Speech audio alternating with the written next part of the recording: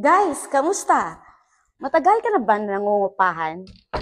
Let's say 3 years, 5 years, o sobrang tagal na. Pero napapaisip mo ba na kailanman hindi mapapasayo yung tinitirhan mo?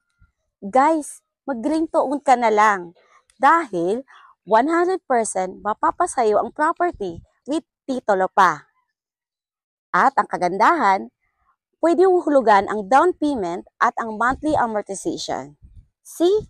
Kaya if interesado ka, welcome to your future home here in Broxton Park. Hi, I'm Manilyn Garrido, your trusted real estate salesperson from Dreamhouse Realty. Magandang araw mga Dreamhouse. Samahan niyo po ako dito sa aking another house tour vlog dito sa Barangay Cabuco 13, Martires, Cavite. Ipakilala ko po sa inyo sa araw na ito ang isa sa model unit ng Broxton Park, which is Arlet Model Unit, na meron po siyang lot area na 50 square meter, while the floor area is 41 square meter. It has 2 bedroom, 1 toilet and bath, and may car garage. Ang kagandahan dito sa Broxton Park, guys, along the highway lang po siya. Then, pagkalabas mo din po ng subdivision, tatawid na po kayo ay school na po. So, hindi mahirapan po yung mga kids nyo pag schooling na din po sila. And of course, malapit lang din po sa mga malls like SM13, around 3 to 5 minutes ay makakarating na po kayo doon. And almost walking distance lang din po papuntang soon to rise Capitol 13. Then, as in malapit po to sa lahat, kaya mako-consider po siya as a prime location. And guys, okay, simulan na natin ang ating house tour. Okay, again, Arlet Model Unit, meron po siyang lot area na 50 square meter. Kung napapansin nyo, very spacious po yung car park nila. So, kahit inner unit ang kukunin nyo, kasyang-kasya at hindi na po kayo magpo-problema about sa parking space ng sasakyan nyo. Okay? Pasukin naman natin dito sa, actually guys, may options po kayo to choose property here. Pwede po tayo dito turnover as a semi-complete or birth type turnover. Sa semi-complete turnover guys, only tiles lang po yung wala. Well, the rest, fully painted na po yung walls hanggang sa ceiling. And meron na rin po siyang partition sa mga rooms po.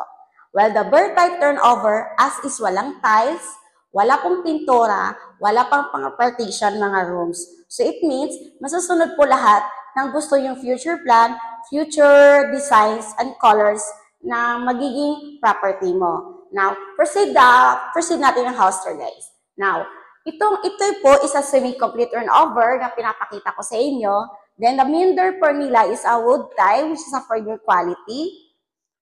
So, ito na po yun. Ito po yung actual turnover pag semi-complete. See, wala po siyang tiles. Again, the floor area nito guys is 41 square meter.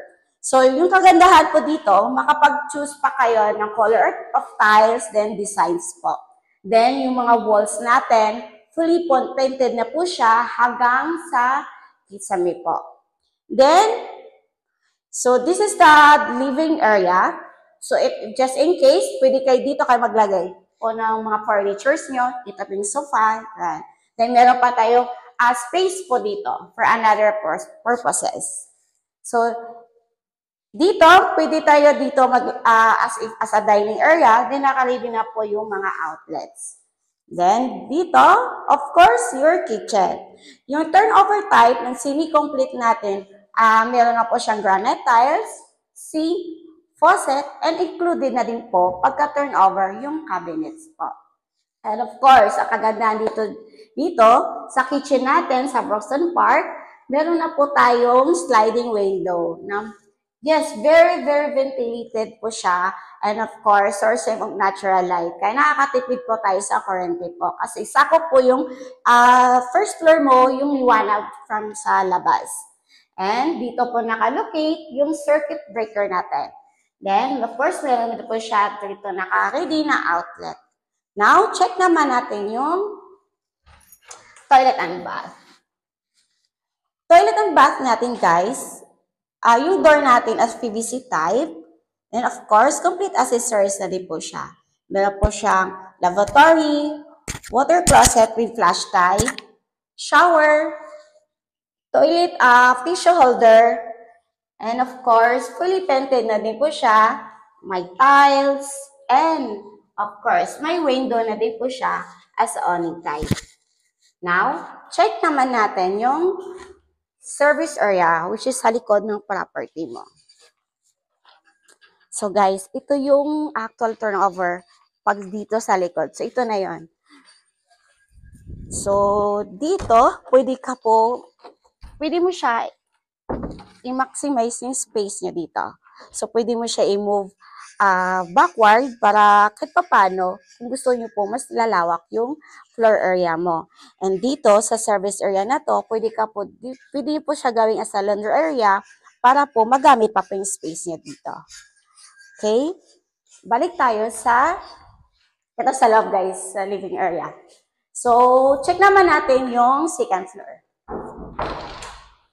Okay, going second floor, kung napapansin mo, meron na din tayo dito bintana as a sliding window type. So, napaka-maliwalas, napakatipid sa kuryente, dahil po meron tayong natural sourcing of light po. Now, check naman natin going to second floor. Sa hagdan pa lang po, of course, buhos na po pagkakagawa. Kaya garantisadong matibay po yung quality ng natin dito, property. Tapos, ito yung handrails nila, which is made of tubular type or buckle type. Ito, yan. So, going second floor, kung napapansin yung fully painted din po siya, then meron din po tayo dito sa likod, salamin or mirror, which is hindi siya totally nabubukas, but ang purpose niyan para po maka-capture tayo ng natural light. Dito sa second floor guys, meron po tayong dalawang kwarto, which is the bedroom 1 and the master bedroom. Then, check naman muna natin yung bedroom 1. Okay, this is the actual turnover again. This is the part of the second floor or Arlet model. Meron po tayo dito as a bedroom 1 if ever may mga kids kayo or guest room, pwede po to sa inyo as a family nyo. So ito, meron na tayo dito sliding window, naka-ready na po yung mga outlets, fully painted na po yung walls hanggang sa ceiling po. And ang kagandahan dito guys, once ma-turn over po dito yung property nyo dito, naka-partition na po yung mga kwarto. So, less hassle, less iisipin na magpapagawa ka pa. Kasi, naka-partition na po siya. Then, of course, wala pa rin siyang tiles kasi as a semi-complete at makakagandahan po, makapili ka pa ng ikakaganda ng tiles nyo. Now, check naman natin yung master bedroom. This is a master bedroom. Same lang din po yung features dun sa bedroom 1. Ang difference lang po dito is mas malawak pong space ng master bedroom nyo po. Of course, no tiles, but fully painted na po yung walls hanggang sa kisame po. So this is the actual turnover guys. May sliding, naka-sliding window type na po yung bintana natin. Naka-ready na po yung mga outlets. So, okay, napakita ko na sa iyo ang actual turnover of semi-complete. Ipapakita ko naman sa inyo yung competitions po. Okay guys, naipakita ko na sa iyo ang actual turnover of semi-complete ng Arlet model unit. Again, meron po siyang 2 bedrooms, 1 toilet and bath, and may space for car garage. And by the way guys, dito sa Broxton Park, marami pa kayong choices dito na property model.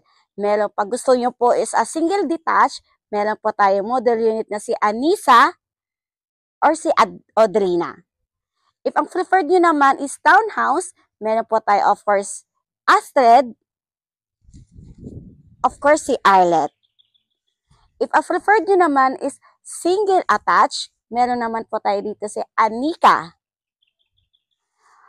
Pero kung gusto mo ay residential lot, available po tayo dito for your future plan. Kung gusto nyo pong magtatayo ng sariling design, sariling floor plan, structure ng bahay mo, available po dito si Broxton Park na which is a residential lot only.